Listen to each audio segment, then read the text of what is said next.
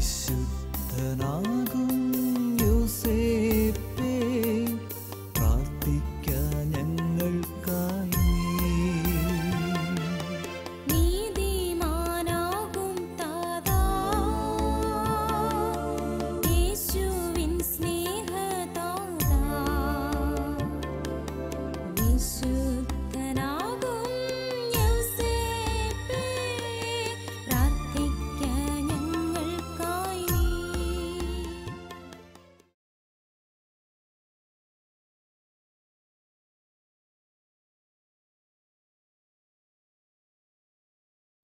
യേശുവിലെ പ്രിയ സഹോദരി സഹോദരന്മാരെ, വിശുദ്ധ യോസേപ്പിതാവിൽ വിളങ്ങി നിന്ന മറ്റ് രണ്ട് പുണ്യങ്ങളിലേക്ക്, പ്രത്യേകതകളിലേക്ക് നമ്മളിന്ന് ധ്യാനപൂർവ്വം പ്രവേശിക്കുകയാണ്. സ്വപ്നങ്ങളുടെ മനുഷ്യനായിരുന്നു വിശുദ്ധ യോസേപ്പ്, അനുസരണത്തിൻ്റെ മനുഷ്യനായിരുന്നു വിശുദ്ധ യോസേപ്പ്. സ്വപ്നങ്ങൾ സൂക്ഷിച്ചവനായിരുന്നു, ദൈവത്തെ പൂർണ്ണമായി അനുസരിച്ചവനായിരുന്നു. ഇതായിരുന്നു യോസേപ്പിതാവിൻ്റെ രണ്ട് വലിയ പ്രത്യേകതകൾ. നമ്മൾ കാണുന്നു വിശുദ്ധ മത്തായിയുടെ സുവിശേഷത്തിൽ 3 സ്വപ്നങ്ങൾ അദ്ദേഹത്തിന് ലഭിക്കുന്നു. 3നും യോസേപ്പിതാവ് പ്രത്യുത്തരം കൊടുക്കുന്നു. 1, മറിയത്തിൻ്റെ ഉദരത്തിലെ ശിശു പരിശുദ്ധാത്മാവിൻ്റെ ശക്തിയിലാണ് ജനിച്ചത് എന്നതിൽ സംശയിക്കേണ്ട, അവളെ ഭാര്യയായി സ്വീകരിച്ചുകൊള്ളുക. ഈ സ്വപ്നത്തിലെ ദൂത് യോസേപ്പിതാവ് സ്വീകരിച്ചു. ഹെരോദേസിൻ്റെ ആൾക്കാർ യേശുവിനെ കൊല്ലാൻ വേണ്ടി വരുന്നു, കുഞ്ഞിനെയും കൂടി ഈജിപ്തിലേക്ക് ഒളിച്ചോടുക. സ്വപ്നത്തിലെ ഈ സന്ദേശവും യോസേപ്പിതാവ് സ്വീകരിച്ചു. ഈജിപ്തിൽ വീണ്ടും തിരിച്ചു പോവുക നാട്ടിലേക്ക്. അപ്പം വീണ്ടും ആ സ്വപ്നത്തിനും ഉത്തരം കൊടുക്കുന്ന യോസേപ്പിതാവിനെയാണ് നമ്മൾ കാണുക. സ്വപ്നങ്ങൾ, അതിൽ കിട്ടുന്ന സന്ദേശങ്ങൾ ജീവിതത്തിൽ സ്വീകരിച്ച് അതനുസരിച്ച് പ്രവർത്തിക്കുന്ന യോസേപ്പിതാവിനെ നമ്മൾ കണ്ടെത്തുന്നു. പഴയ നിയമത്തിൽ പൂർവ്വ യോസേപ്പിനുണ്ടായിരുന്നു പാനപാത്ര വാഹകനെക്കുറിച്ചുള്ള സ്വപ്നം, കൊടുത്ത കാളകളെക്കുറിച്ചും മെലിഞ്ഞ കാളയെക്കുറിച്ചുമൊക്കെയുള്ള സ്വപ്നം. ആ സ്വപ്നത്തിന് പൂർവ്വ യോസേപ്പ് പ്രത്യുത്തരം കൊടുത്തു, ഈജിപ്തിൻ്റെ പ്രധാനമന്ത്രിയായി. യോസേപ്പിതാവ് പ്രത്യുത്തരം കൊടുത്തു, തിരുകുടുംബത്തിൻ്റെ കാവൽക്കാരനായി. യോസേപ്പിതാവ് സ്വപ്നത്തിൽ ദൈവത്തിൻ്റെ ശബ്ദം കേട്ടെന്നാണ് പറയുക. നമുക്കറിയാം, തീർച്ചയായിട്ടും കല്യാണത്തിന് മുമ്പ് ഭാര്യ ഗർഭിണിയായി കാണപ്പെടുമ്പം ശരിക്കും ഉറങ്ങി സ്വപ്നം കാണാവുന്ന മൂഡിലൊന്നുമല്ല യോസേപ്പിതാവ്. ആ സ്വപ്നമെന്ന് പറഞ്ഞാൽ ദൈവവുമായുള്ള ഒരു സംഭാഷണത്തിലേക്ക്, ദൈവവുമായുള്ള ഒരു ആലോചനയിലേക്ക് യോസേപ്പിതാവ് പ്രവേശിച്ചു എന്നാണ് പറയുക. അതാണ് യോസേപ്പിതാവിൻ്റെ വലിയ പ്രത്യേകത. യോസേപ്പിതാവ് മനുഷ്യൻ്റെ ഒപ്പീനിയൻസ് ഒന്നും ചോദിച്ചില്ല, മനുഷ്യൻ്റെ നിർദ്ദേശങ്ങൾ ചോദിച്ചില്ല, ദൈവത്തോട് മാത്രം. ഒന്നോർത്ത് നോക്കിയേ, യോസേപ്പിതാവ് അപ്പൻ്റെ പെങ്ങന്മാരുടെ മക്കളോടും അമ്മയുടെ ആങ്ങളമാരുടെ മക്കളോടും സഹോദരീ സഹോദരന്മാരുടെ കുഞ്ഞുങ്ങളോടൊക്കെ ചോദിക്കുക, ഞാൻ കെട്ടാൻ പോകുന്ന പെണ്ണ് ഗർഭിണിയായി കാണപ്പെട്ടു, നമുക്ക് എന്നാ ചെയ്യണം? അവരൊക്കെ പറഞ്ഞു, ഉണ്ടക്കല്ലെടുത്തെറിഞ്ഞ് അവളെ കൊല്ലണം. ഇതായിരുന്നേനെയും ജനത്തിൻ്റെ ഉപദേശം. യോസേപ്പ് മനുഷ്യൻ്റെ ഉപദേശം തേടിയില്ല, ദൈവത്തോട് ഉപദേശം ചോദിച്ചപ്പോൾ ദൈവം പറഞ്ഞു, അവളെ ഭാര്യയായി സ്വീകരിക്കുന്നതിൽ നീ ശങ്കിക്കേണ്ട. നമ്മളോടൊക്കെ പറയുകയാണ്, യോസേപ്പിതാവിൻ്റെ ഈ തിരുനാളിന് ഒരുങ്ങുന്ന ഈ ദിവസങ്ങളിൽ ഉള്ളിൽ സ്വപ്നങ്ങൾ ഉള്ളവരായി നമ്മൾ ജീവിക്കണം.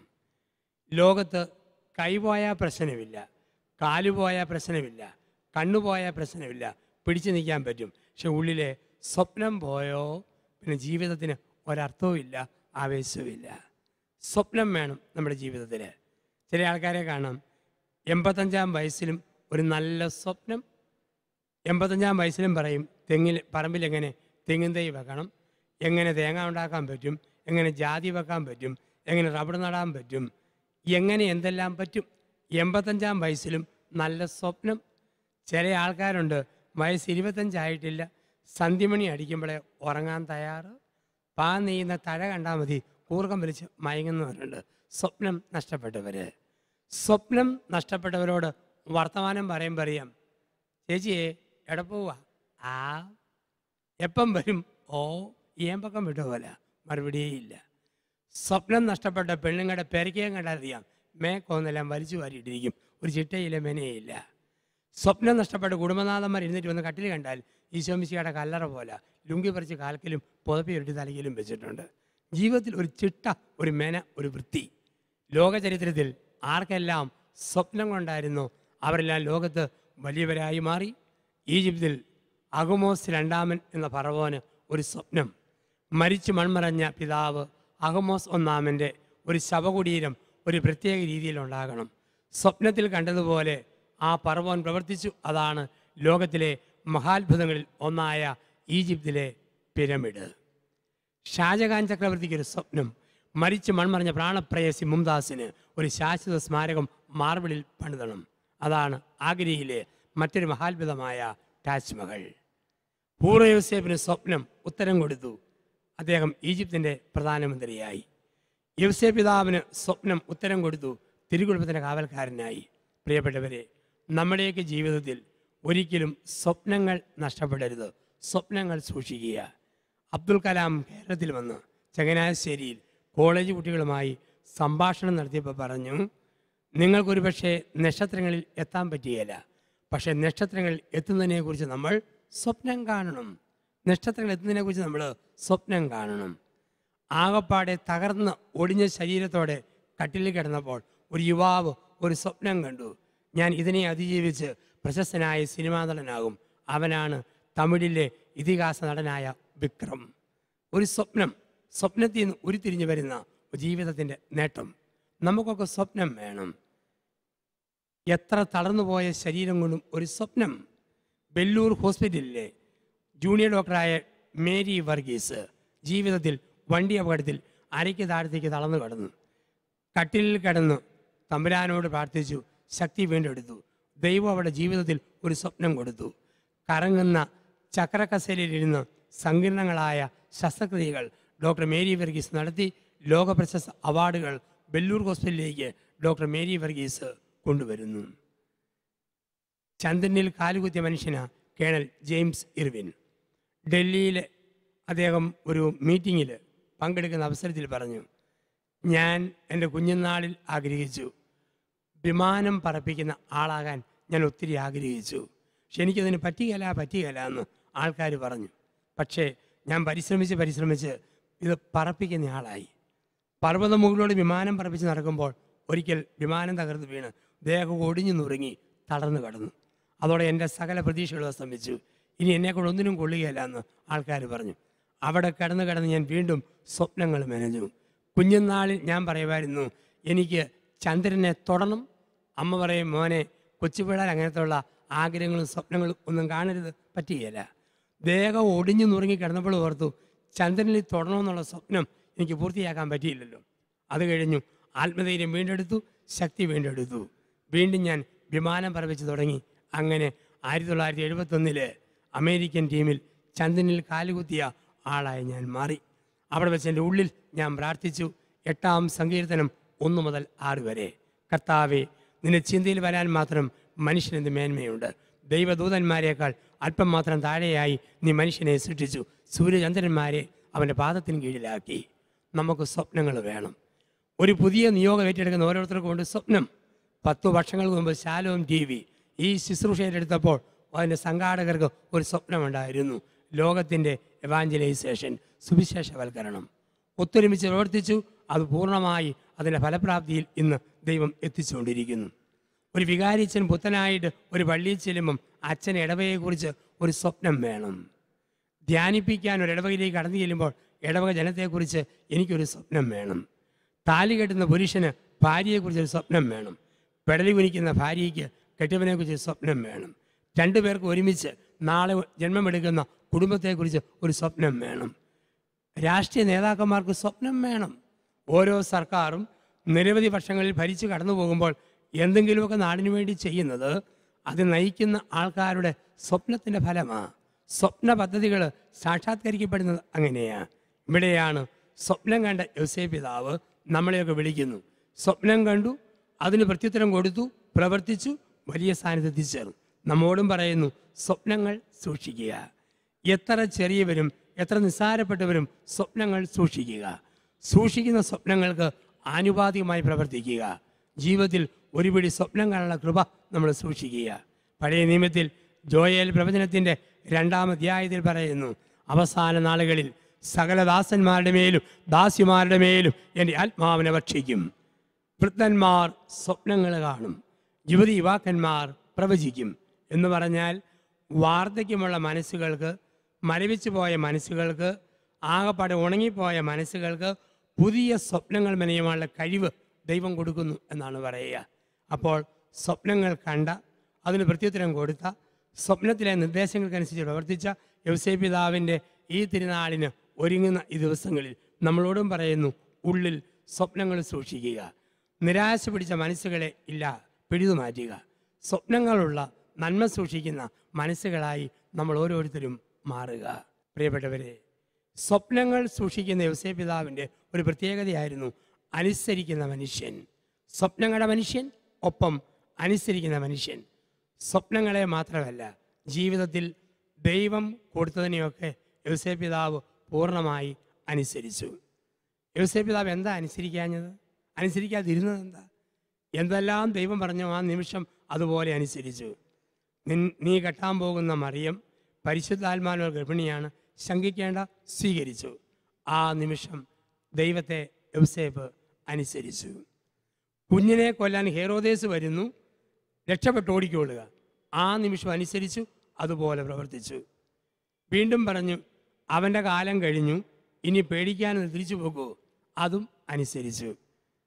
ദൈവത്തിനൊരു സ്വഭാവമുണ്ട്, അനുസരിക്കുന്നവരെ അനുഗ്രഹിക്കുന്നവനാണ് ദൈവം. അതാണ് ഉൽപ്പത്തി പുസ്തകം 12-ാം അധ്യായം 6 മുതൽ 10 വരെയുള്ള വാക്യങ്ങൾ. അബ്രഹാമേ, സ്വന്തം ജനത്തെയും പിതൃഭവനത്തെയും നീ ഉപേക്ഷിക്കുക. ഞാൻ പറയുന്നത് അനുസരിച്ചാൽ നിന്നെ ഞാൻ അനുഗ്രഹിക്കും. ദൈവത്തിൻ്റെ സ്വഭാവമാണ്, അനുസരിക്കുന്നവരെ ദൈവം അനുഗ്രഹിക്കും. അബ്രാഹാം അനുസരിച്ചു. ഒരുപാട് വീഴ്ച താഴ്ചകളിലൂടെ അബ്രാഹാം കടന്നുപോയി. പക്ഷെ ദൈവം അബ്രഹാമിനെ അനുഗ്രഹിച്ചു. നമ്മുടെയൊക്കെ ജീവിതത്തിലും ദൈവത്തെ അനുസരിക്കുന്നവരെ ദൈവം ഒരിക്കലും തള്ളിക്കളയുകയില്ല.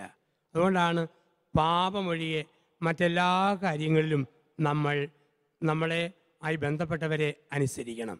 ഒരു ഭാര്യ ഭർത്താവിനെ അനുസരിക്കണം, ഒരു ഭർത്താവ് ഭാര്യയെ അനുസരിക്കണം, കുഞ്ഞുങ്ങൾ മാതാപിതാക്കളെ അനുസരിക്കണം, മേൽപ്പട്ടക്കാരെയും പട്ടക്കാരെയും ദൈവജനം അനുസരിക്കണം. അനുസരിക്കുന്നവരെ ദൈവം അനുഗ്രഹിക്കുകയാണ്.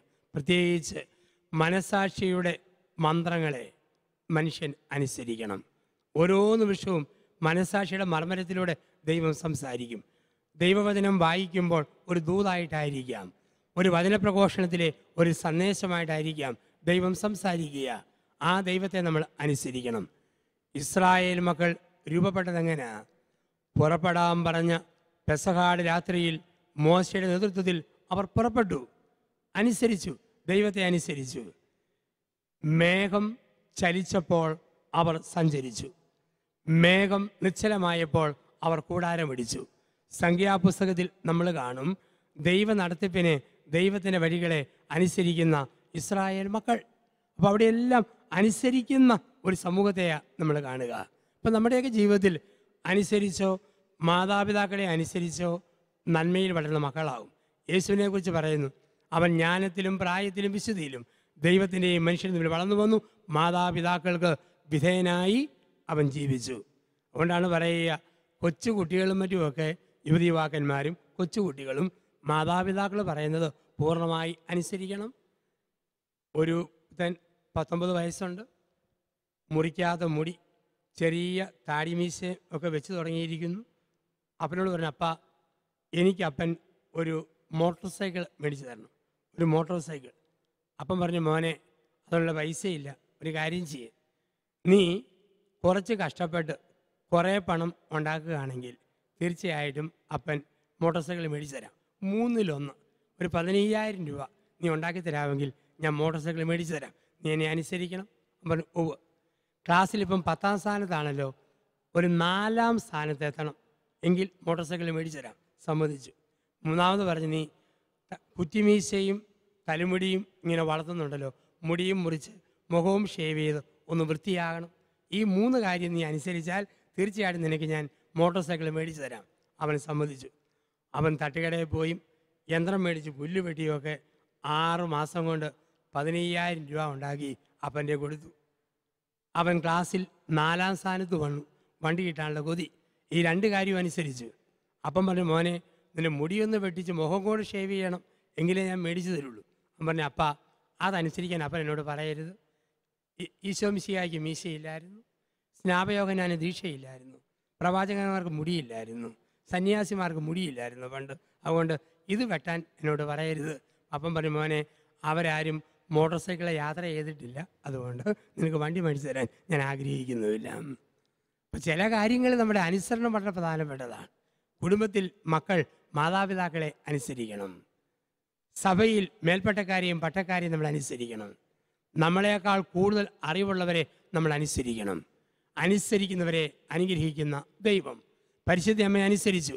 ഇതാ കർത്താവിൻ്റെ ദാസി, നിന്റെ ഇഷ്ടം പോലെ എന്നിൽ സംഭവിക്കട്ടെ. ഇതായിരുന്നു മാതാവിൻ്റെ അനുസരണം. യെശയ്യാ പ്രവചനം 64:8. കർത്താവെ, ഞാൻ കളിമണ്ണാണ്, നീയോ കുശവൻ, നിന്റെ ഇഷ്ടം പോലെ എന്നെ മെനഞ്ഞെടുക്കണമേ, വാർത്തെടുക്കണമേ. മാതാവ് പറഞ്ഞത് എന്താ? ഞാനൊരു വെള്ളക്കടലാസാണ്. ഈ വെള്ളക്കടലാസ് ദൈവമേ നിനക്ക് ഇഷ്ടമുള്ളത് എഴുതിക്കൊള്ളുക. ഇതാ കർത്താവിൻ്റെ ദാസി, ഇഷ്ടം പോലെ നടക്കട്ടെ.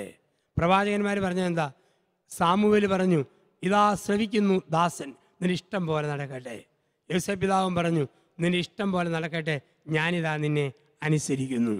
ജീവിതത്തിൽ, ക്രൈസ്തവ ജീവിതത്തിൽ ഈ രണ്ട് മൂല്യങ്ങൾ, മനുഷ്യ ജീവിതത്തിൽ ഈ രണ്ട് മൂല്യങ്ങൾ നമ്മൾ മുറുകെ പിടിക്കുക. ഒന്ന്, ജീവിതത്തിൽ സ്വപ്നങ്ങൾ സൂക്ഷിക്കുന്ന മനുഷ്യരാവുക. എത്ര ചെറിയ ജീവിതത്തിലും ഒരു സ്വപ്നം. ഏത് ഭിക്ഷക്കാരനും വേണം അവൻ്റെ ജീവിതത്തിൽ ഒരു സ്വപ്നം, നാളെയെക്കുറിച്ച്. ആകുലതകളല്ല, സ്വപ്നങ്ങൾ മെനയാൻ നമുക്ക് കഴിയണം. നാളെയെക്കുറിച്ച് ഒരു സ്വപ്നം. അതുപോലെ തന്നെ ഏത് ജീവിതാവസ്ഥയിലും നമ്മളായിരിക്കുന്ന അവസ്ഥയിൽ അനുസരണത്തിനൊരു മൂല്യം. ഇത് രണ്ടും യോസേപ്പ് പിതാവ് കാണിച്ചു. നമ്മൾ കാണുന്നുണ്ട് യോസേപ്പ് പിതാവിൻ്റെ ജീവിതത്തിൽ വേദനയുടെ അവസരങ്ങൾ, തിക്താനുഭവങ്ങൾ, തകർച്ചകൾ എല്ലാം വന്നപ്പോഴും അവിടെയൊന്നും തളരാതെ മുന്നോട്ട് പോകാൻ പറ്റിയത് ദൈവത്തോടൊപ്പം സ്വപ്നങ്ങൾ സൂക്ഷിച്ചുകൊണ്ട് യോസേപ്പ് പിതാവ് യാത്ര ചെയ്തു. അദ്ദേഹത്തിൻ്റെ മരണത്തിരുനാളിൻ്റെ ഈ ദിവസങ്ങളിൽ നമ്മളോടും പറയുകയാണ്, നമ്മുടെ സ്വപ്നം ദൈവിക സ്വപ്നങ്ങളാകണം, രക്ഷാകര സ്വപ്നങ്ങളാകണം. ആ സ്വപ്നങ്ങളാണ് യോസേപ്പ് പിതാവ് കണ്ടത്. ലോകത്തിൽ പുഴുതിന്നു പോകുന്ന, ചെതലെടുത്തു പോകുന്ന, കള്ളൻ മോഷ്ടിക്കുന്ന, ചിതൽ നശിപ്പിക്കുന്ന ഈ മണ്ണിൻ്റെ സ്വപ്നങ്ങളല്ല. ഇതിനപ്പുറത്ത് ദൈവികമായ രക്ഷാകര സ്വപ്നങ്ങൾ നമ്മൾ സൂക്ഷിക്കാൻ പഠിക്കണം. എൻ്റെ ജീവിതത്തിൽ ഒരു വിശുദ്ധനായി തീരുമെന്നുള്ള ഒരു സ്വപ്നം, ഒരു വിശുദ്ധയായി തീരും എന്നൊരു സ്വപ്നം, സഭയിൽ ആരും മറക്കാത്ത ഒരു വ്യക്തിയായി തീരും എന്നൊരു സ്വപ്നം. ഇങ്ങനെയുള്ള രക്ഷാകര സ്വപ്നങ്ങൾ നമുക്ക് വേണം. പ്രത്യേകിച്ച് മാതാപിതാക്കൾക്ക് സ്വപ്നം വേണം സ്വന്തം കുഞ്ഞുങ്ങളെക്കുറിച്ച്. നമ്മുടെ കുഞ്ഞുങ്ങളെക്കുറിച്ച് മാതാപിതാക്കൾക്ക് ഒരു സ്വപ്നം വേണം. നാളെ ആരായിത്തീരുമെന്ന് നമുക്ക് പറയാൻ പറ്റുകയില്ല. നമ്മുടെയൊക്കെ കുഞ്ഞുങ്ങൾ, ആ കുഞ്ഞുങ്ങളിൽ മറഞ്ഞിരിക്കുന്ന നന്മ കണ്ടറിഞ്ഞ് അവരെക്കുറിച്ച് സ്വപ്നങ്ങൾ മെനയുന്ന അപ്പനമ്മമാരായിട്ട് ജീവിക്കണം.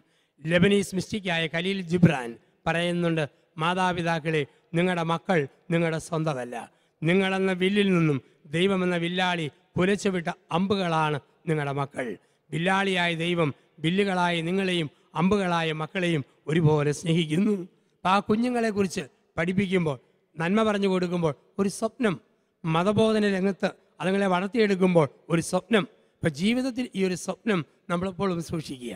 എത്ര മാരകമായ രോഗം ശരീരത്തെ ബാധിക്കുമ്പോഴും എല്ലാം തീർന്നുപോയി, തകർന്നുപോയി എന്നോർത്ത് നമ്മൾ ടെൻഷൻ അടിക്കരുത്. ചില ആൾക്കാർക്ക് എന്തോ ഒരു ടെൻഷനാണ്. ഒരു ചെറിയ രോഗം വന്നാൽ പോരെ, എന്ത് പെട്ടെന്നാണ് വാടുക.